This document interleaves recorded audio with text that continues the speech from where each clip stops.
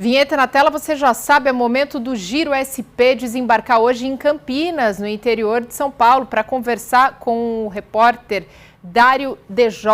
Ótimo dia, Dário. Quais novidades você traz? Me perdoa, eu tenho que fazer uma pergunta antes de começar. É Dário ou Dario? Bom dia, Mariana, tudo bem? Bom dia aos espectadores. É Dario, mas por isso que eu uso DJ, até para não ter essa confusão. Ah, perfeito. Então a próxima vez eu vou só no DJ para não errar. Agora sim, vamos começar, né? Aproveitando que hoje a gente já trouxe a notícia de que a região de Campinas recebe as audiências públicas do estado, não só hoje, como amanhã também, mas a gente vai abrir o Giro SP falando sobre o mesmo assunto da reportagem que nós vimos anteriormente, sobre as pessoas do transtorno do espectro autista, porque a Câmara Municipal está realizando homenagens devido ao mês do autismo, né?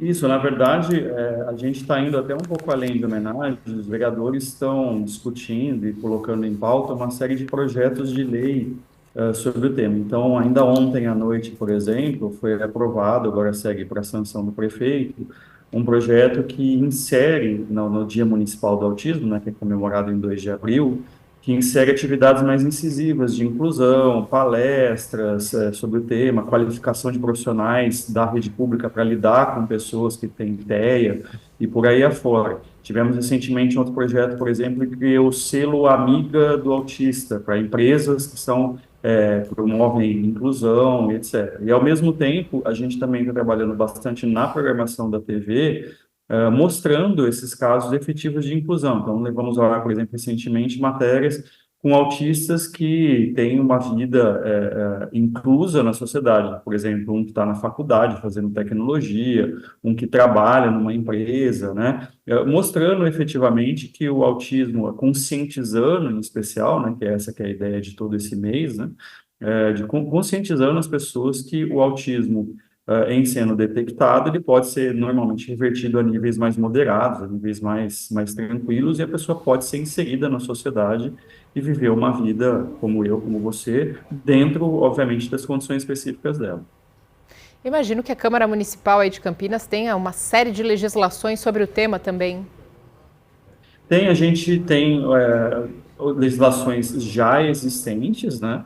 E como eu te falei, existe toda uma preocupação de novas legislações específicas. Então, por exemplo, você foi criado recentemente um selo que as pessoas coloquem no carro para indicar que tem um autista dentro do carro, pedindo que as pessoas em volta não buzinem, né? Não façam o mínimo barulho possível, porque os autistas normalmente são mais sensíveis ao som.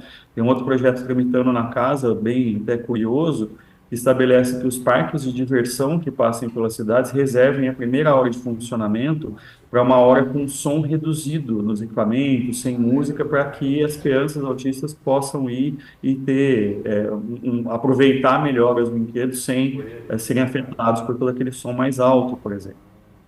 É importante, né? E esse é o papel, inclusive, do legislativo, né? Legislar sobre causas que beneficiem e melhorem a vida da população. Falando sobre legislar, legislativo e também executivo, Campinas comemora 250 anos ou comemorou 250 anos, e tem uma exposição aí também no legislativo especial a essa data.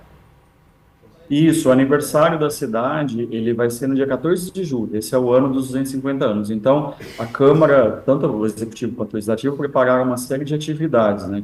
E a nossa mais recente agora, nós estamos com 2 atividades bem bacanas, que uma é as pessoas mandarem fotos de Campinas, delas, na cidade, antepassados, lugares legais, paisagens, e a gente exibe durante a programação da TV. E outra, essa exposição que você mencionou, começa agora na segunda-feira, dia 22, aberta aqui ao público. São 10 trabalhos de técnicas diferentes, você tem desde ilustrações, charges, técnicas também aquareladas, etc., mostrando pontos da cidade misturados à história da cidade. Então, por exemplo, nós temos aqui uma estátua muito famosa no centro da cidade, chama-se a Mãe Preta, que fala justamente da situação da escravidão. Campinas, infelizmente, foi a última cidade do Brasil a aceitar a abolição da escravatura. Então, você tem lá a Mãe Preta, e o artista fez ali um balãozinho de pensamento na cabeça dela, lembrando quando chega uma pessoa com a Lei Áurea em Campinas e é recebida de uma maneira mais agressiva, que não queriam terminar, que principalmente os fazendeiros queriam manter a escravidão. E do outro lado, a criança, no qual dela já pensando num projeto que tem na cidade, chama-se Ruas Negras, Negras de Campinas. São as ruas que dão memória, né, que colocam ali o nome de pessoas negras importantes na história da cidade. Nós já tivemos prefeitos, vereadores, enfim, de diversas pessoas negras na cidade que colaboraram demais com Campinas.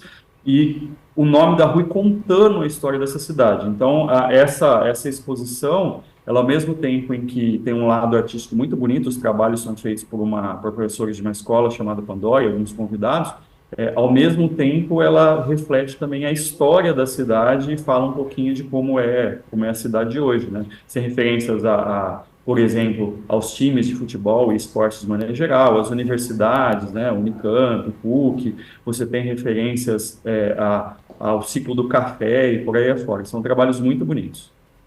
DJ, para a gente finalizar a sua participação hoje aqui no Giro SP, não podemos deixar de falar da situação de dengue, trazer um panorama também para quem nos acompanha, como essa situação, como o número de casos, a evolução da doença está em Campinas.